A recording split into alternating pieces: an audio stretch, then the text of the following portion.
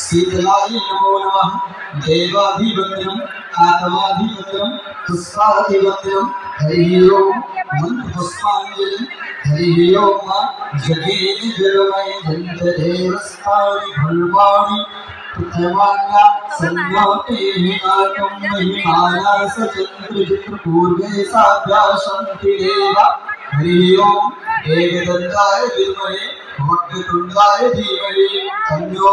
श्रीरन्ति प्रचोदयात् हरि ओम तत्पुरुषाय विद्महे महादेवाय धीमहि तन्नो श्रीरुद्रः प्रचोदयात् हरि ओम दशरथात्मजाय विद्महे श्री सीतावल्लभाय धीमहि तन्नो श्रीरामः प्रचोदयात् हरि ओम अंजनी नंदनाय विद्महे श्रीरामभद्राय धीमहि तन्नो श्रीहनुमत् प्रचोदयात् नाना सुगन्ध पुष्पाणि आकारोद्भवानि च पुष्पाञ्जलिर्मया तो प्रवेशः श्री सीतारामाभ्यां नमः ओम हनुमते नमः मत् पुष्पाञ्जलिं समर्पयामि भागे सुधामिति। बोले बागेश्वर धाम सरकार की,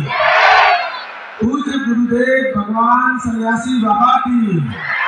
जय श्री राम। आप सभी अपने स्थान पर विराजमान हो जाए। गोरखपुर की पावन धरा सरजू मैया के पावन तट पर विराजमान सभी बागेश्वर धाम परिवार के धन प्रेमी आस्थावान एवं कथा